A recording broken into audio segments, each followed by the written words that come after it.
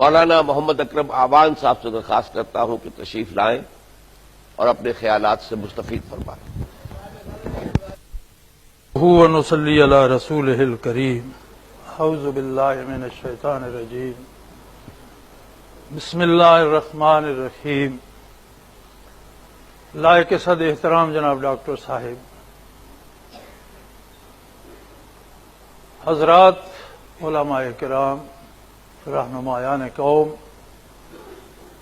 برادران اسلام، حاضرین محفل، السلام علیکم ورحمۃ اللہ۔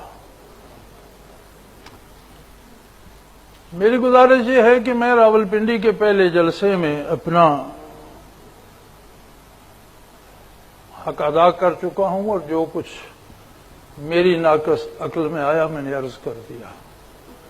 کراچی مجھے کچھ اپنے کاموں کے سلسلے میں میری حاضری ہوئی تو ڈاکٹر صاحب نے حکم دیا کہ آ جاؤ، تو میں تو آج آپ کی طرح سامع کی حیثیت سے شریک ہوں، کیونکہ میں اپنی بات کہہ چکا ہوں۔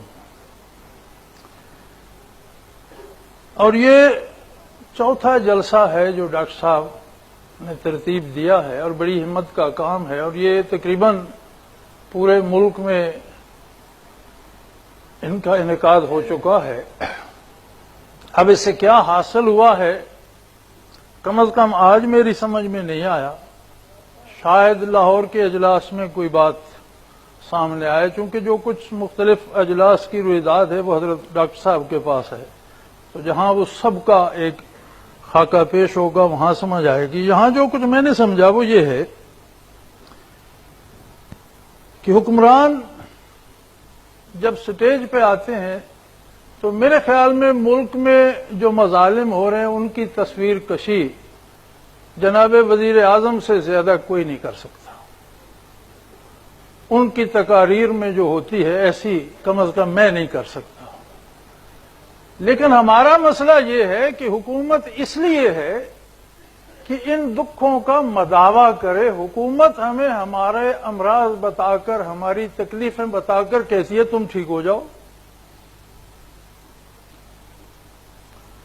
جب ہم حضرات علماء کی خدمت میں آتے ہیں تو علماء کرام کا منصب جلیلہ یہ ہے کہ ہمیں ایمان بھی دیں، ہمیں ایقان بھی دیں، ہمارے دلوں سے حسد بغض نکالیں اور ہمیں وہ قلبی روشنی بھی مہیا کریں۔ یہی علماء کا اور ان کی ذمہ داری اور ان سے ہمیں امیدیں ہیں۔ لیکن یہاں جب آتے ہیں تو حضرات بھی فرماتے ہیں تم میں منافقت بھی ہے، تم میں وہ بھی ہے، تم میں وہ بھی ہے، سدھر جاؤ۔ بھائی کون سدھارے گا؟ کیسے سدھر جائے؟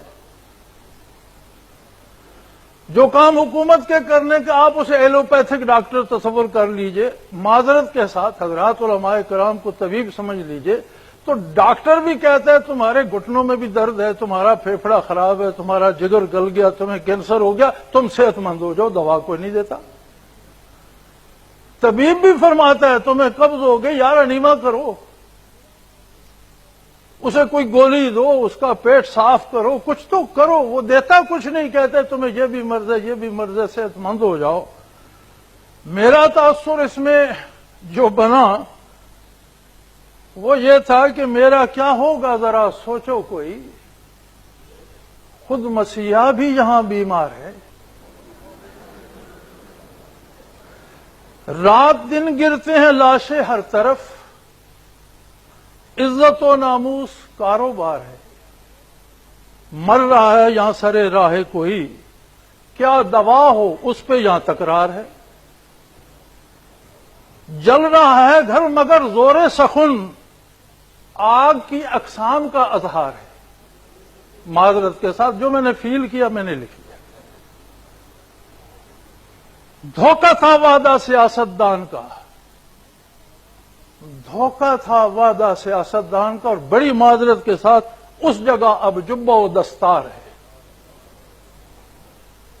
مرنے والوں کے لیے یہ آپ کا وعدہ فردہ تو اب بیکار ہے، کر سکو تو اہل دانش کچھ کرو، قوم تقریروں سے اب بیزار ہے، ایک دوا سیماب کی نظروں میں ہے، قوت بازو یہاں درکار ہے۔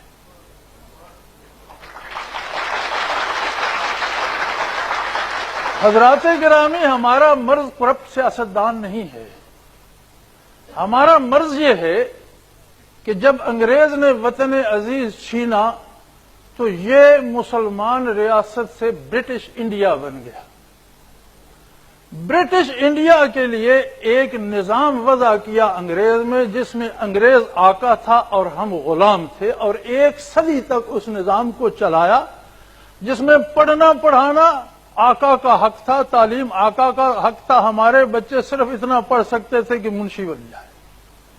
جس میں آرام و آسائش آقا کا حق تھا، اگر اس نے گزرنا ہو تو ہمارے لیے سڑکیں بلاک کر دی جائیں، ہمیں نظر آنے کا حق بھی نہیں ہے. جس میں حصول فوائد ثمرات آقا کے حق تھے، اور مزدوری عام آدمی کی، وہ معاشی نظام تھا، سودی نظام، جو محنت و مشقت عام آدمی کے حصے میں ڈالتا ہے اور اس کا پھل جو ہے وہ آقا کو دیتا ہے. ہمارا مسئلہ میری نظر میں یہ ہے کہ انگریز تو چلا گیا، لیکن گزشتہ نصف صدی سے وہی برٹش انڈیا کا سسٹم یہاں چل رہا ہے.